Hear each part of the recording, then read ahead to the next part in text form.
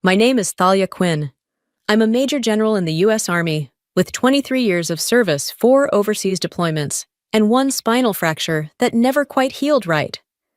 But at my sister's graduation, I was the one who didn't settle down, the one who missed Thanksgiving, the one who was probably too important to show up anyway. They didn't see me when I slipped into the back row at Stonemount University that morning. No uniform, no entourage, just a tailored black coat, and the silence I wore like armor. My parents, Charles and Diane, sat in the front row, proud and polished. My sister Juliet stood on the edge of greatness, gold cords gleaming against her navy gown. When her name was called, the applause rose like a tide.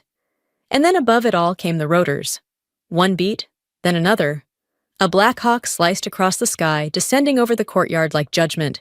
The flags snapped, hats flew. My father stood up, then froze. A soldier stepped down and scanned the crowd. His voice clear and cutting, General Quinn. Washington requests immediate transport. In that moment, every head turned, every secret unraveled. And for the first time in decades, they saw me. Really saw me. But they had no idea what was coming next. Oh. The quad at Stonemount looked just like I remembered from the 1 semester I lasted there. Manicured lawn, sharp-angled shadows. Too many people pretending not to be impressed by wealth. Rows of folding chairs stretched out in neat precision under a pale May sun. I arrived early, took a seat near the back alone, and unannounced. Just how they preferred me. No one looked twice. Not the parents fanning themselves with programs, not the staff in stiff robes, not even the usher who walked past me twice without a glance. That was fine. I hadn't come to be seen. I'd come to look my silence in the eye. 3 rows ahead, I saw them. My father in a navy suit, polished to the inch, his arm draped casually across the back of my mother's chair. She wore ivory and pearls, her smile tight and permanent. Between them sat Juliet, posture-perfect honor cords cascading down her gown like medals she didn't have to fight for. They didn't know I was there, not yet. I watched my mother lean toward the woman beside her and say, "Juliet's always been the one with promise. The grounded one." A pause just long enough to slice, unlike her sister still chasing things overseas. The woman murmured something back, polite. My father chuckled. "At least we know which one will be taking care of us." I folded the program in my lap and kept my eyes forward. My name wasn't printed anywhere, not even in the family acknowledgments. I didn't flinch. I'd had years to practice that kind of stillness. A voice crackled through the speakers. They were starting. Faculty processed in. Students lined up. One by one, names were called. Cheering applause, camera shutters like insects in the air. When they reached Juliet, the announcer's tone changed, warm, performative. Juliet Diane Quinn, Master of Public Policy, Global Fellow Honors. Applause surged. My father rose clapping. My mother dabbed an already dry eye. Juliet stepped toward the podium with that practiced glide of someone born to be seen. And then, just as she reached the microphone, the sound came. A low vibration at first. Subtle. Almost felt before it was heard. The announcer paused. Heads turned. Students shifted uneasily in their seats. Then it hit. The unmistakable chop of rotor blades. Gasps rippled. Phones shot skyward. The quad shifted from ceremony to confusion. Above the banners and ivy-covered walls, the Black Hawk descended. Dust spiraled. Flags thrashed. The announcer's voice vanished beneath the thunder. I stood, slow, deliberate, and for one suspended breath, the only sound left was the sharp intake of everyone who'd ever decided I was better kept invisible. The helicopter settled. The side door opened. And that was when the soldier stepped down and saluted. Everything that followed was no longer theirs to control. Fort Caldwell smelled like hot asphalt jet fuel, and decisions made behind locked doors. By the time I stepped off the chopper, the adrenaline had settled into something colder, tighter focus. No cameras, no applause. Just command protocols and clipped radio traffic. Colonel Reed Vaughn was waiting outside Wing C folder, in hand express, Yegan grim but familiar. We'd served together in Kandahar, where silence was currency and trust was earned in fragments. He didn't offer a greeting, just handed me the folder. "You didn't sign off on any of this," he said. I opened it. Authorization logs, procurement trails, budget approvals, all with my digital credentials. All pristine. And all forged. Page after page, my name. My clearance code, my security stamp, but not my signature. Started small, Reed explained. Medical shipments, logistic routing. But by last quarter, it ballooned unmonitored funds diverted through auxiliary accounts. I scanned one page, then another. The amounts made my stomach shift. One line in particular stopped me. Recipient Meridian Axis. Holdings LLC authorization Q level. Quinn TM, secondary beneficiary, Juliet Quinn. The air dropped 5 degrees. I didn't speak. Reed did. We caught it last week. Compliance flagged the routing path during a separate investigation. When your name popped, I told them to bring it straight to me. He stepped closer, lowered his voice. I know you. You didn't touch this. My fingers tensed around the folder. You sure about the beneficiary link, triple verified? Her name's attached to an account opened in 2018, set up during your 4th deployment. I stared out the window behind him. Soldiers moved in clean lines across the training field, their routines precise, unshaken. Inside me, something cracked. I want a lawyer, I said. Reed nodded. Already contacted one. Alexis Monroe, civilian, ex-JAG. She doesn't lose cases like this. He paused. She also doesn't take them unless she's sure the client's innocent. Then she'll take mine, I said. Reed looked at me for a long second, long enough to see I wasn't rattled. Just calculating. This wasn't a mistake, I added. It's a system. Someone built it. With access to my life. He nodded. And whoever didn't think you'd come back looking. I closed the folder and handed it back. My voice was steady. Then they don't know me at all. He smiled barely. They're about to. In the corner of the office, a clock ticked too loudly. Outside, the wind picked up, and I felt it for the first time, not fury, not grief, but the weight of a name being used like a weapon. Mine. The restaurant sat on the edge of the harbor, wrapped in glass and soft jazz, the kind of place you only book when you're sure someone will take your picture. I wasn't invited, of course, but that never stopped me before. Juliet's graduation dinner was in the private upper hall waiters, in black vests, gold-rimmed plates, a wine list thicker than a mission dossier. When I entered the room, dipped a few degrees. Conversation paused, not quite silenced, but unsettled. My mother saw me first. Her smile flickered reformed like a politician's. Thalia, she said smoothly, like greeting an unexpected but tolerable guest. We didn't think you'd be able to join. My father didn't stand. Just nodded once, an old tick of power, mistaken for politeness. Juliet turned wineglass in hand. Her lips parted, surprised but not alarmed. Not yet. I heard there'd be a toast, I said, slipping off my coat and folding it across my arm. Didn't want to miss it. The maitre d' offered to take my coat. I shook my head. I wasn't staying long. My mother gestured to a seat at the far end. I didn't move toward it. Instead, I reached into my bag and pulled out a small black velvet box. No logo, no flourish. I placed it gently in front of Juliet. She blinked. What is it, a gift, I said. From one Quinn to another, she opened it slowly. Inside, a sterling bracelet. Simple, elegant, except for the engraving on the underside. 11 digits. Bravo 36, Fireline North. Quinn. My deployment code. From an operation Juliet once pretended to forget when introducing me to her fellowship board. She stared at it, confused. What does that mean? A reminder, I said, that some names leave marks, whether you acknowledge them or not. My father's fork clinked against his plate.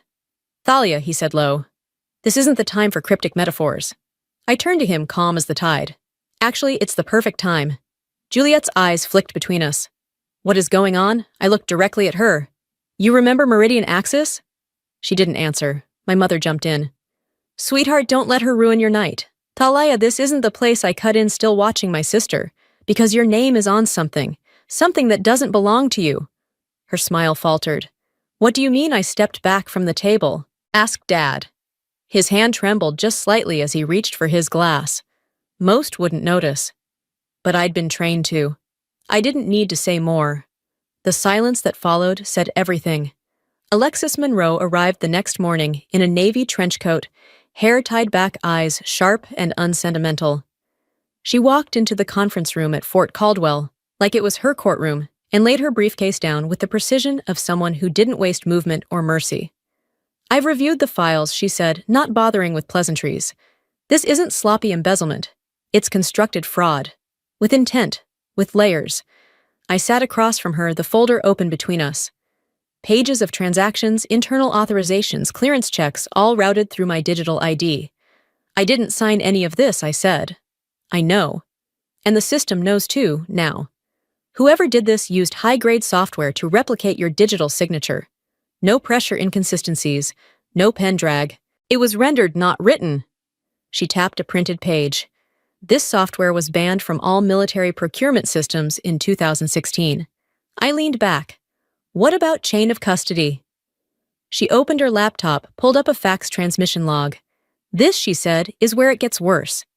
The screen displayed a single transmission dated March 2017, originating from a residential address in Annapolis. The sender, Charles Quinn. He filed for power of attorney while you were deployed. Alexis continued, claimed you were unreachable, justified financial proxy authority for time-sensitive decisions. My throat tightened. He said I trusted him. She clicked again. An audio file opened. A crackle of static. Then his voice calm and controlled. She's in rotation. Can't be reached. I'll sign on her behalf. She knows. We've done this before. I looked away. He lied, I said quietly. I never gave him that right. Not once. Alexis didn't soften. If we can prove fraud, digital forgery, financial misappropriation, impersonation of a federal officer, it moves from internal to federal. Fast. And Juliet. She may not have known, but her name's listed as secondary beneficiary on 2 of the flagged accounts. If she testifies honestly, she's a witness. If not, she let the sentence trail.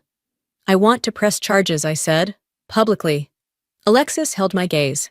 If you do this, Thalia, your father's name becomes a headline. So does yours. Are you ready to stand in court and say under oath that your own father forged your identity and exploited your military access for profit? I didn't hesitate. For years, he signed my name like it belonged to him. I reached for the folder, slid it back toward her. Now I'm signing it back. Alexis nodded once. Then let's build the case. The hearing room inside the federal courthouse in District 7 wasn't designed for drama.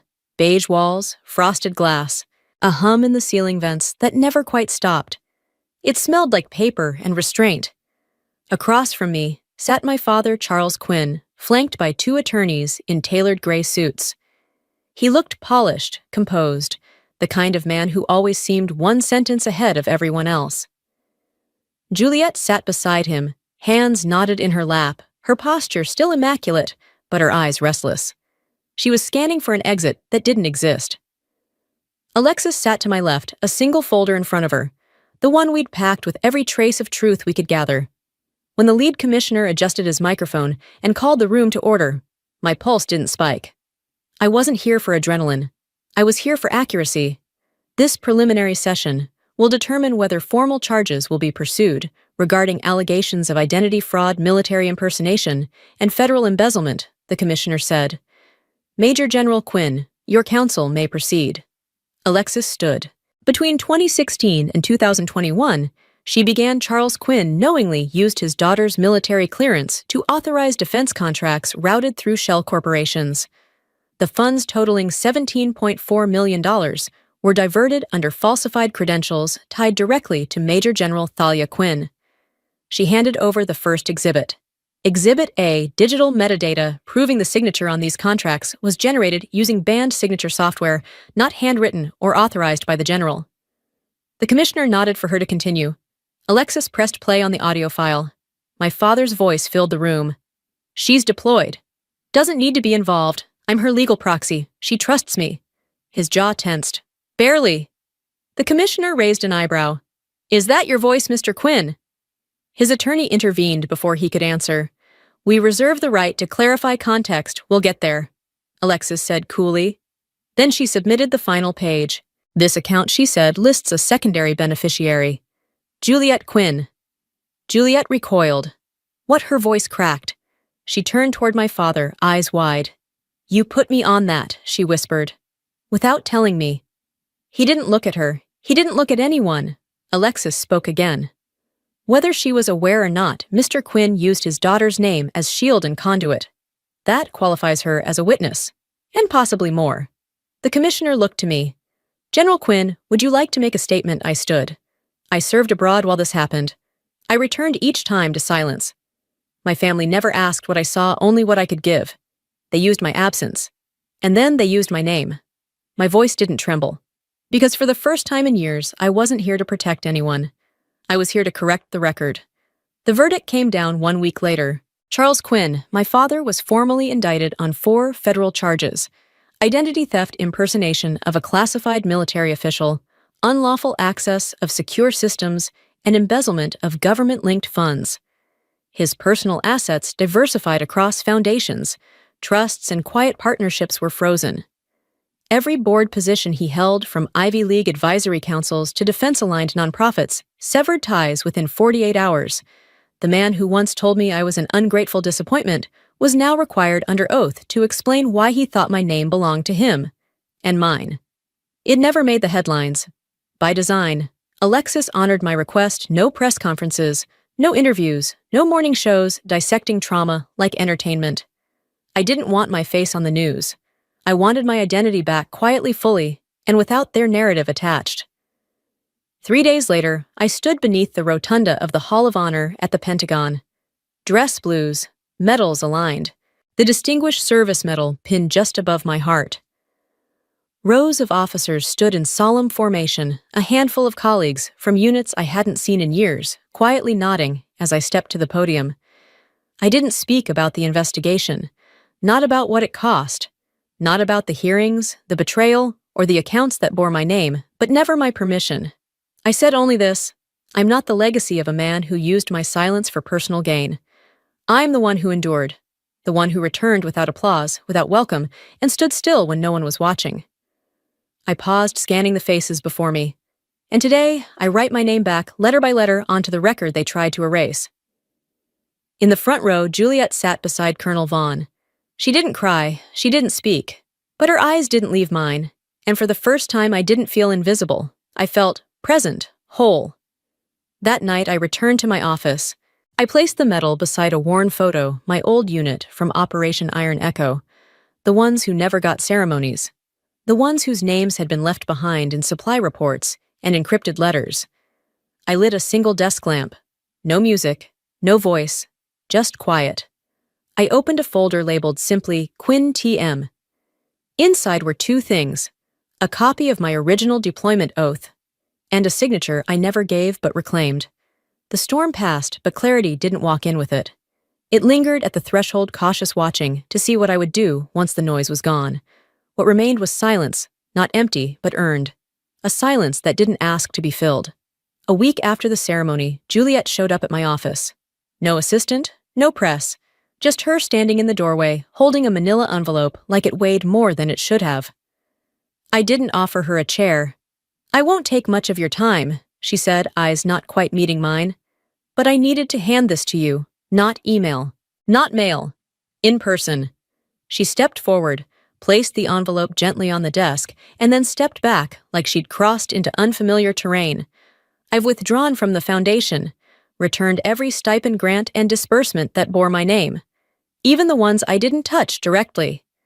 It's all there: receipts, letters, signed withdrawal affidavits." I didn't reach for it. Not yet. "He told me it was honorary," she continued.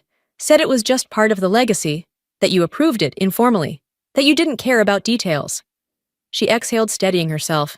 I think I wanted to believe that, because if I didn't ask questions, I didn't have to know how deep it went.